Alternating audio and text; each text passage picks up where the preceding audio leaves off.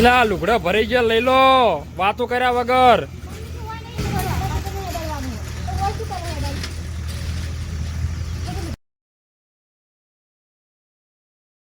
તો hello guys, સ્વાગત છે તમારું મારા ત્યાં એક નવા ફેમિલી બ્લોગમાં. સો ગાઈઝ, અત્યારનો બ્લોગ બહુ લેટ બન્યો છે કારણ કે ખેતરમાં કોમ ચાલુ છે જોરો અને સોરથી, જેમ કે કપાસ વાવવાનું છે, વારનું કોમ ચાલુ છે.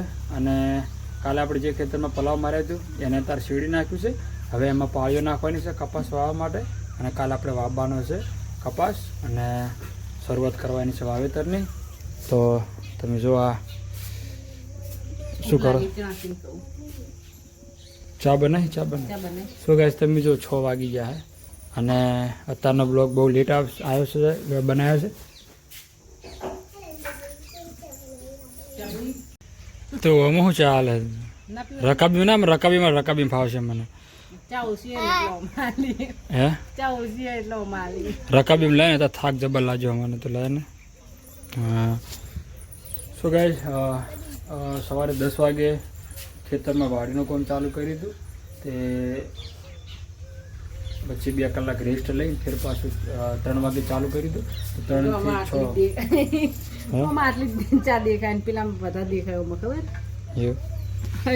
6 શું ગાઈસ, તાપ પણ બહુ પડે છે અત્યારે. અને જો ટ્રેક્ટર આવી ગયું છે પાળીઓ નાખવા માટે. હે તાપ એવો પડે છે.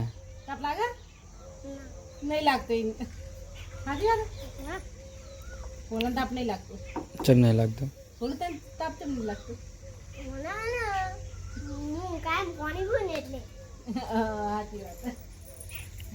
શું ગાઈસ, તમે જો 2 દિવસથી તો એટલી ખતરનાક પોઝિશન છે શરીરની થઈ ગઈ છે ને કે તડકે રહેવાનું હોય છે. અને જો ગાઈસ હાથ જો તમે ફોડા પડી જાય. તાપ કોમને નહીં પોકાતું, તાપ હેરાન કરે. કોમને પોકાય, તાપને પોકાય છે એવું. ચોક લઈ જવાનું શોખ પડે પછી ચાર્જિંગમાં મેલ ને. મારે જો જવું છે પેલા કોને મંગાયા અલ્લાહ હોડો.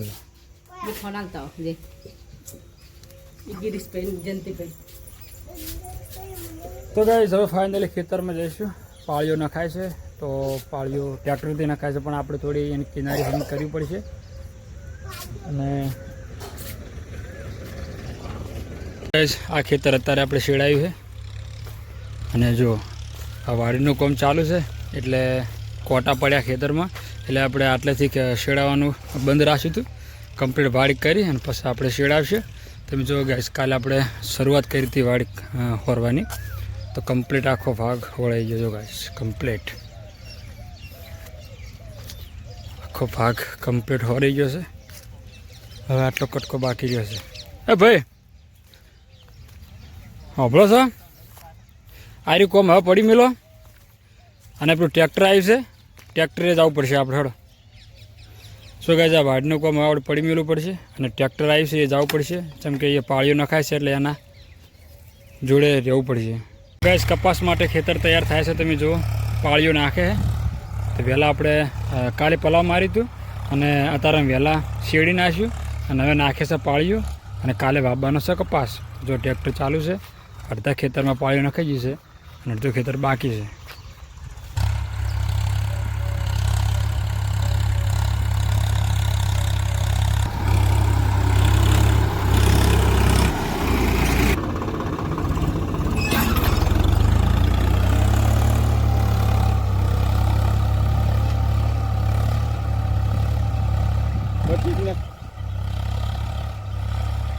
બે નખાવ દો ને પણ એક હફળો 2 નેક નખાવ તો પોણી ઓહરે. કેક નખાવી છે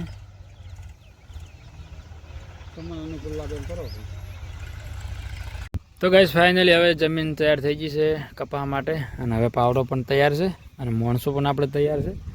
તો કમ્પ્લીટ હવે પાળી આપણે જોઈન્ટ કરી દે. હજી એક પાળી આડી નાખશે નેક. પછી જો નેક નાખે છે આડી ટ્રેક્ટર.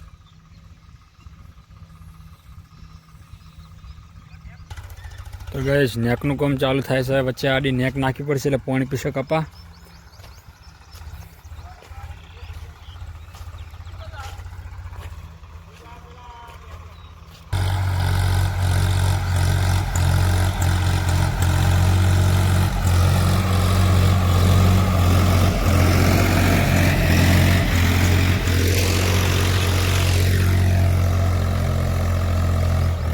ગાઈઝ નેક છે નેક, પોણી વાળવા માટે નેક. હજી એક આવશે ને આડી.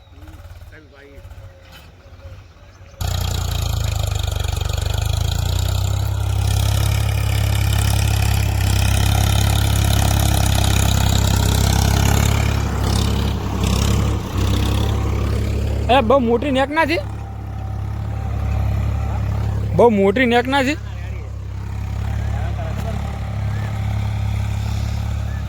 ગાઈસ નેક બની અને તૈયાર થઈ ગઈ છે અને આપણે કમ્પ્લીટ કોમ લેવું પડશે હવે. હેડો આ પાવડા લઈને તૈયાર થઈ જાવ આપણે. ના બગડે પછી આ કીધી પ્રમાણે પછી આ ટ્રેક્ટરની આડી પ્રમાણે તમે સોંપશો ને આમ મૂકું બધ્યું અને પછી તમે ઓય સોંપો ને તો ભાઈ જાય ડોકો, પણ મને આટલા જ ડોકો સોંપવું પડે. મોકું બોડો ને તો એટલે જ સોંપવાનું. હા હા બરોબર. સમજ્યા? કાલે શુભ મુહૂર્ત કરવું છે આપણે કપાવાનું હવે. હવે હું શું પૂછું? કાજ કરજો. હે આ નેક નાખો આમ પાણી જાય આમ આરે સડા છે. એ બરોબર છે. એટલે બધા તૈયાર રહેજો, કપા વાપવાનો છે કીધા મધુભાઈ. હા તૈયાર જ છે. વેલા વાઈને સારું. અત્યારે તો ના તડકો નહીં કરવાનો હો ને દૂધ જતું રહેવાનું. વેરું દત્તું બહુ લાગે હાલે કેવો તાપ લાગે સારું એટલે એ અત્યારે તો માતાના એવો થાક લાગ્યો ને કોઈ વાત. મમ થાકી રાત્રે પણ તાપ કેવો અચ્છા શું બનાવો હતા, શું બનાવો ડુંગળી બટાકા મમ્મી ચો દોવાજી. તો ગાઈઝ મમ્મી દોવે છે ભેંસ અને ઉષાની શાકભાજી બનાવવાની તૈયારી કરે છે.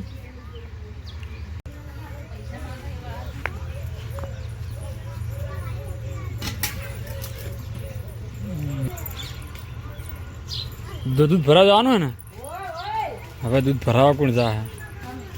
ગિરીશ જાય આપણે. તો ગાઈસ ફાઇનલી મમ્મી દોઈને આવી છે ભેંસ, પપ્પાની ગયા છે ખેતરમાં અને શાક વઘારે છે ઉષા મમ્મી. એટલે ભૂખ લાગી છે, ડુંગળી બટાકા શું લીધા અત્યારે થાકે એવો લાગ્યો ને ભૂખે લાગી બોલ ખરેખર. બેસ ભૂખ તો ના લાગી જો બપોરે કાઢો પેલા લુગડા ભરાઈ ગયા લઈ લો વાતો કર્યા વગર.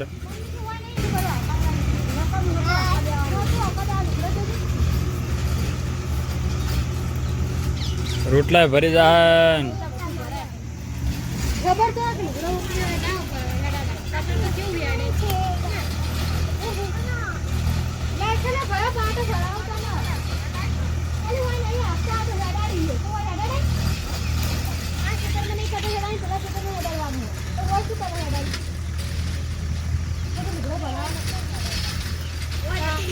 નહોતું મેલાવાનું મેં આ લુગડો શેપટ છે બધું ક્યાંથી ઉકા હશે હમણાં 4 વાગે ઉઠ્યો 5 વાગે 4 વાગે ને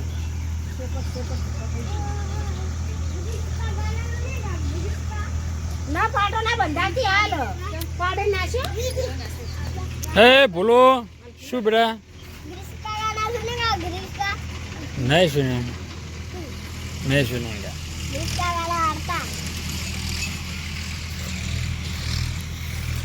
તો ગાઈસ ચલો હું નાયરું ફર્સ્ટ ક્લાસ, પછી મળીએ આગળ બ્લોગમાં.